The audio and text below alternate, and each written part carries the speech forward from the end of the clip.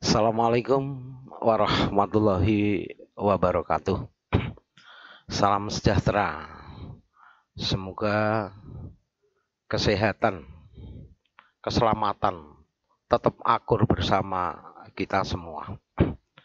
Putra-putriku kelas 12 SMK Taruna Jaya Prawira Tuban.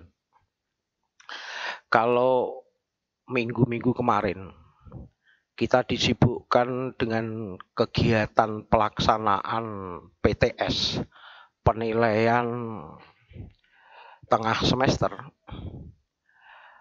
maka pada kesempatan ini saya akan mencoba untuk melanjutkan materi bahasa Indonesia yang sementara masih tertunda. Untuk kesempatan ini, saya akan melanjutkan dengan apa yang telah dibahas oleh Bu Ulfa kemarin, yaitu menilai isi buku. Menilai isi buku, kalau saya boleh klasifikasikan bahwa buku di sini ada dua macam, ada buku fiksi dan ada buku non fiksi. Yang dimaksudkan dengan buku fiksi yaitu buku yang disusun berdasarkan imajinasi.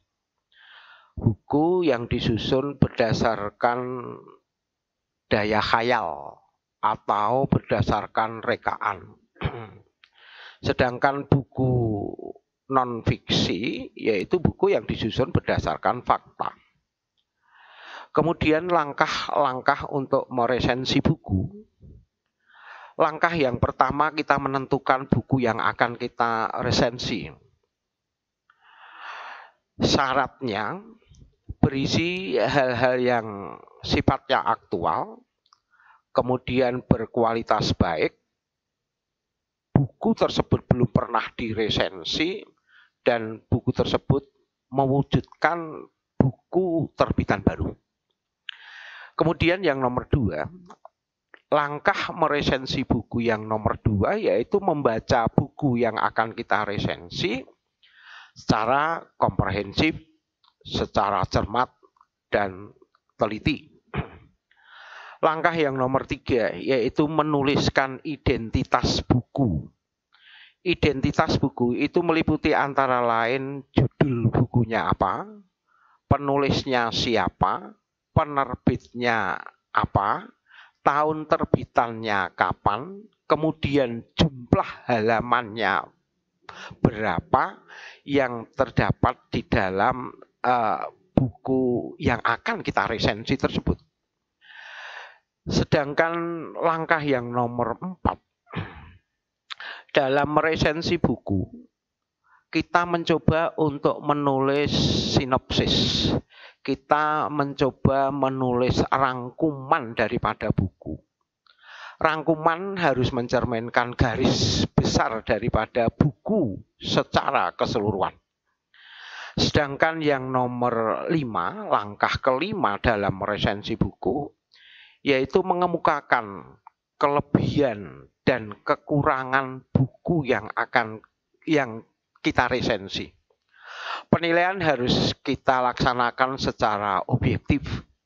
Penilaian harus kita laksanakan secara jujur. Sedangkan langkah meresensi buku yang terakhir, yaitu menulis resensi secara lengkap. Maksudnya, yaitu dengan sebuah tulisan yang terpadu, memberikan rekomendasi atas kelayakan buku tersebut layak untuk dibaca atau tidak. Saya lanjut sekarang. Unsur buku fiksi yang dapat kita telaah. Buku fiksi yang akan kita telaah itu ada beberapa unsur yang bisa kita ambil. Yang pertama yaitu bagian sampul buku, covernya buku itu. Kemudian yang nomor 2, rincian subbab buku. Kemudian yang ketiga adalah judul subbab. Unsur yang keempat yaitu tokoh dan penokohan. Di situ ada buku fiksi, itu ada tokoh. Kalau kita berbicara tentang tokoh, banyak macamnya. Ada tokoh sentral, ada tokoh pembantu, ada protagonis, ada antagonis, ada tritagonis, maupun ada tokoh figuran. Kemudian yang nomor berikutnya yaitu tema. Berarti yang nomor 5, unsur buku fiksi yang bisa kita telaah yaitu tema. Tema di sini bukan judul. Tema itu merupakan topik yang kita bahas. Sedangkan judul, kalau judul itu hanya nama daripada buku. Tema memang bisa kita jadikan sebagai judul, namun yang namanya judul tidak selamanya kita ambil dari tema. Kemudian berikutnya yang nomor 6 yaitu bahasa yang dipergunakan. Bahasa yang dipergunakan macam-macam, ada bahasanya yang komunikatif, ada bahasa menggunakan bahasa-bahasa yang efektif, dan sebagainya, dan sebagainya. Sedangkan yang terakhir unsur buku fiksi yang bisa kita telaah yaitu penyajian alur cerita.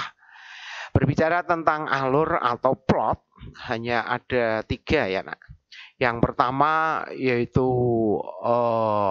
ada alur maju, ada alur mundur atau blackfish, sedangkan yang terakhir atau yang ketiga yaitu plot campuran.